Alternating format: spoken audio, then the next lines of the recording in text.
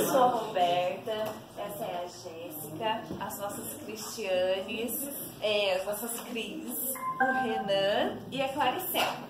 E a gente vai falar do trabalho, né, que é sobre o livro Cuidar da Escola, que na verdade não foi somente Paulo Freire que escreveu o livro, né?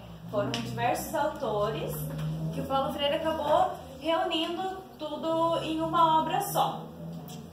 Então, quando a gente estava conversando sobre isso, a gente percebeu que realmente não é um livro escrito pelo Paulo Freire. Ok, então ele juntou, ele é o organizador do livro. Mas de onde vieram esses pensamentos? De onde vieram esses textos? Então, a gente pensou em procurar referências, né? Por que isso aconteceu? A gente percebeu que nos anos 70, isso estava acontecendo no mundo inteiro. Então, o fato de ele juntar esses textos é porque era uma necessidade de diversos autores, de diversos lugares do mundo. Então, era uma coisa assim quase universal que estava acontecendo, né? Que foram registrando, aí depois... E aí a gente fez uma pesquisa também, perguntando o que estava acontecendo no mundo nos anos 70. Então, nos anos 70, a gente teve a crise, a guerra do Vietnã, que os Estados Unidos perdeu. A gente teve duas grandes crises do petróleo, uma no começo da década, que foi quando o Brasil achou que estava, como é o nome daquele momento? Milagre econômico? Milagre econômico, exatamente. Só que na segunda crise do petróleo, no final dos anos 70, acontece a grande depressão brasileira. Então ela começa muito bem, mas no Brasil, no final dos anos 70, a gente entra numa depressão que depois vem aquelas inflações super altas, troca da moeda nos anos 80. E também o que aconteceu foi a guerra dos escravos, a libertação de várias colônias portuguesas, conflitos que aconteciam também nessa época. Fim do neocolonialismo, né?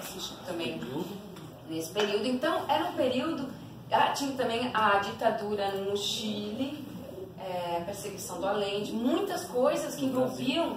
Oi? No Brasil. No Brasil também, exatamente. No Brasil a gente também viveu uma ditadura muito dura e muito cruel, que abalou bastante a estrutura da educação, porque ela era sempre voltada à militarização e à perseguição de professores, à perseguição de conteúdos. Muitos conteúdos eram proibidos, né? A gente até pegou esse artigo que é formação sem informação. Então eles queriam formar pessoas técnicos, disponibilizar para o mercado de trabalho, para aquele processo de industrialização que estava acontecendo e colocar a gente no mercado sem pensar muito, que pensasse de acordo com o regime e fizesse o país crescer, mas não pensando propriamente, né, na educação crítica, cursos tecnicistas. Senai. Porque foi nos anos 70 também, né? Essa é uma tese muito legal, se alguém quiser, é só pedir pra gente, chama Educação na década de 70, Formação sem Informação. Foi isso que baseou,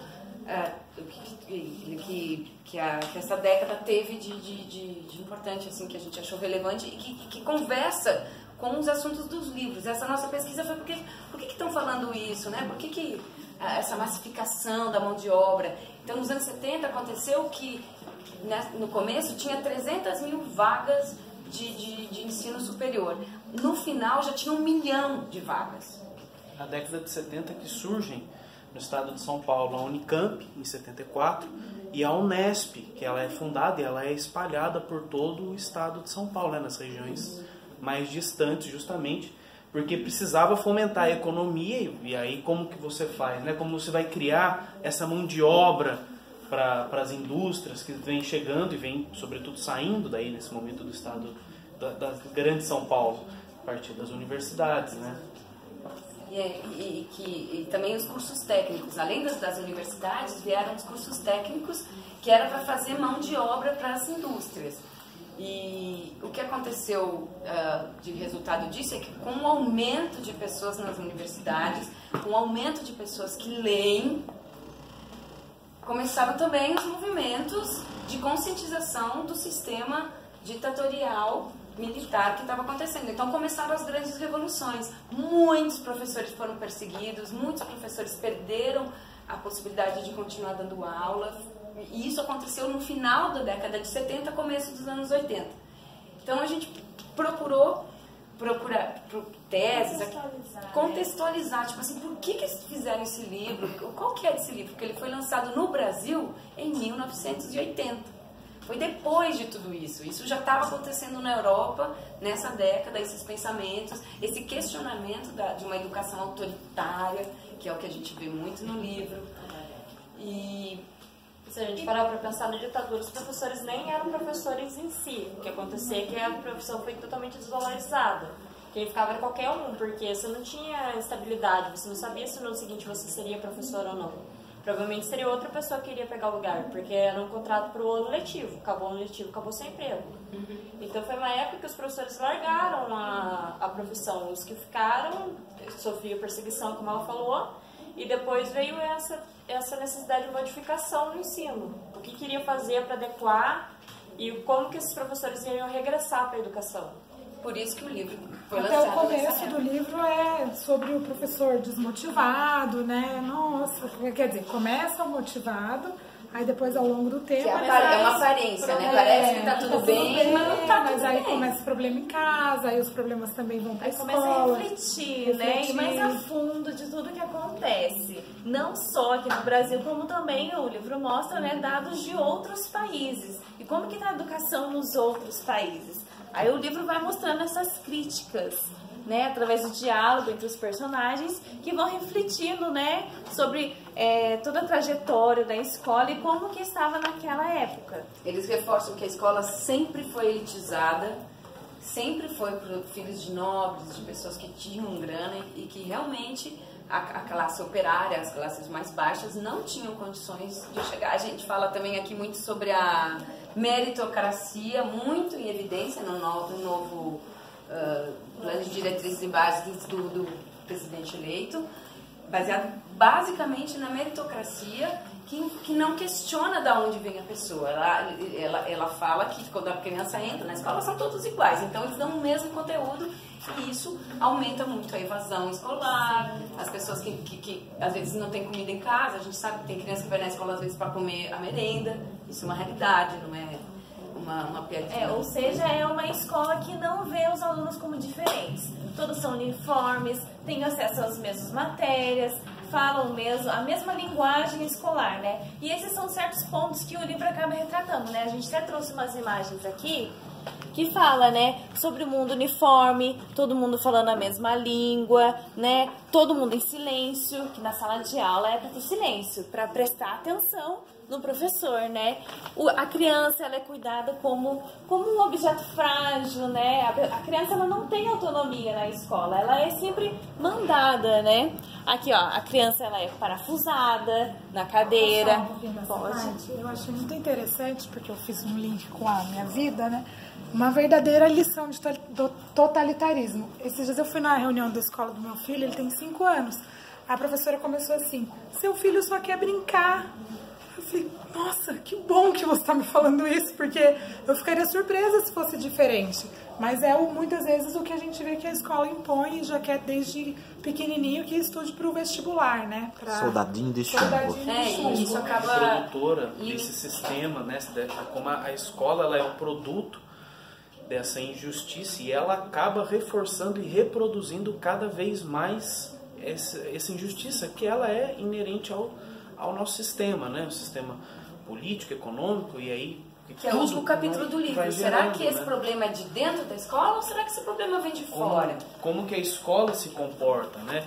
E aí a gente começa também a montar paralelo, que assim, é um livro que é lançado na década de 80, que reflete a década de 70, mas que em 2018, como atual ele ainda é. Né? O quanto isso aqui, a gente não entrando na escola e vendo, a gente também não percebe essas mesmas injustiças, essas mesmas questões que são velhas. Padronização. Essa padronização. Ele falou que isso está muito mais camuflado agora, está muito mais discreto. Mas, por exemplo, a aula de artes é onde você mais vê isso. A professora fala assim, você tem que pintar nessa direção, você tem que usar essa cor. Não deixa a criatividade aflorar na criança. Isso faz com que a criança não evolua no seu nível criativo. E depois acontece de crianças que não sabem fazer uma redação, que não sabem fazer um desenho. Porque não desenvolveram aquele pensamento crítico, né? Tudo foi sempre assim, tudo foi sempre... E quantos artistas podem estar sendo limitados no meio disso? Não só artistas, como várias outras profissões, por exemplo. Uma criança que desenha uma casa fora do convencional, você pode estar privando um futuro arquiteto de fazer o serviço dele, o movimento dele próprio. E a criatividade, ela vai servir para toda a profissão, né? Você vai preferir contratar um engenheiro que seja criativo do que um engenheiro que não use a criatividade. Ela vai caber em todos os lugares. Mas até que ponto a escola estimula isso? Lá e hoje, né? Ainda em 2018, uma amiga minha fez um depoimento na 5ª série de uma escola pública de Minas Gerais.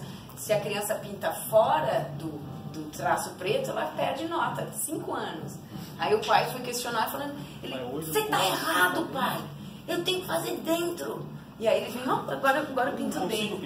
Essa coisa de preenchimento, né? Você tem que deixar a criança riscar. O rabisco faz parte da criatividade. Então a gente vê ainda hoje, 2018, essa criatividade sendo padronizada. Então o livro ainda é inspirador. Outro detalhe da década de 70, que se você pesquisa na internet, você vê assim, a era do individualismo. Eles, né, gostam de nomear, dar nomenclaturas para as décadas e tal. Aí eu fiquei pensando, nossa, mas como que é a época do individualismo se a gente vive uma padronização ainda, né, na educação?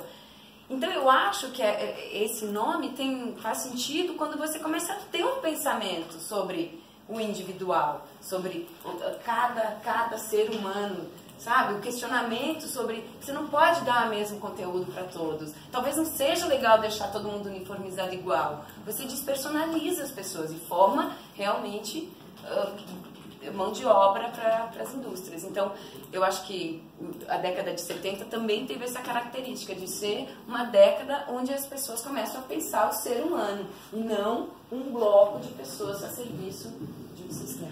E aí, pensando, né, também como a gente conseguiria relacionar esse livro, tudo isso, e também a gente não pode deixar de lado todo esse momento que a gente está vivendo, esse movimento, polarização política, e aí acabou que estava em alta, né, durante esse período, a questão dos shows que ocorreram aqui no Brasil, do ex-baixista do Pink Floyd, o Roger Waters, que se posicionou totalmente contra, né, não só o presidente eleito, mas também ele se posiciona contra todo e qualquer possível candidato ou político que tenha uma manifestação tida como fascista, né? E aí acaba polarizando pessoas que falam que ele não entende nada e às vezes, né, acaba nem conhecendo a história dele, que foi uma pessoa que perdeu o vô na Primeira Guerra Mundial, que perdeu o pai quando ele tinha 6 meses na Segunda Guerra Mundial, que se posiciona na Inglaterra contra o governo da Margaret Thatcher, né, e uma pessoa dessa não entender de política. Todas as músicas dele falam de política. E aí a gente pensou, né, a mais icônica, ou uma das mais icônicas do Pink Floyd, que é Another Brick in the Wall, parte 2, né? Não sei se todos são familiarizados com essa obra. Tem até um filme. Tirei o pau no gato? Isso, essa mesmo. As pessoas acham que essa letra é outra. Mas vale muito a pena, quem não conhece, ir atrás ver, porque ela é um CD que critica, é um disco, né, que critica muito todas essas questões políticas que estão em volta, que estão cercando esse período. Ele é uma releitura do período que eles estão vivendo, né?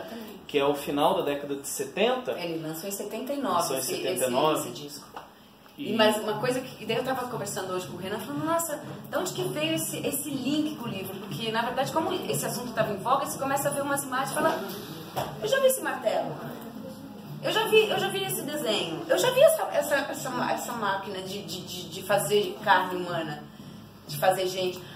Aí que rolou no grupo uma coisa assim, o clipe fala do livro, e o livro fala do clipe, e aí a gente achou que teria que trazer para vocês verem a imensidão de imagens iguais do livro e do clipe. E a gente ficou impressionado, e a gente começou... Aí a gente vai mostrar para vocês, né? Mas deixa eu só falar algumas coisas sobre a música, que eu acho que é legal. Another Brick in the Wall, que é Outro Tijolo no Muro, é o título de um conjunto de 3 canções baseadas no mesmo tema. Parte da rock ópera do Pink Floyd, The Wall, de 1979, subtituladas Parte 1, Memórias. Que bem legal se vocês tiverem tempo para ver, que a gente só vai mostrar a parte 2, que é referente à educação, e a parte 3, que é referente a drogas. Respectivamente, as quais todas foram escritas pelo baixista e principal compositor do Pink Floyd, Roger Waters. As canções se tornaram algumas das mais famosas da banda, Primeiro Lugar, foi um estouro. A parte 2 é um protesto contra a educação escolar rígida em geral e internatos em particular. O single, assim como o álbum The Wall, foram banidos da África do Sul em 1980, depois da canção ter sido adotada por simpatizantes de um boicote de âmbito nacional que protestava contra as desigualdades raciais na educação. Então, essa obra artística é um movimento político. Assim como a educação não pode deixar de ser política não partidária, tem que ser política, você tem que falar para os seus alunos dos seus direitos, contextualizar a história para a gente não repetir ela de novo. A arte também cumpre essa função. Nenhuma arte é isenta de um pensamento político, mesmo que seja um quadro de natureza morta. Toda a arte tem também isso. Então a gente achou que seria legal mostrar. Se vocês têm mais alguma consideração? Tanto que isso que você fala, em base também à quantidade de artistas que foram banidos do Brasil durante a ditadura, que foram os anos 70. Alguns até tinham filhos, os filhos são proibidos de voltar no Brasil, registrados como terroristas. Até hoje. Até hoje.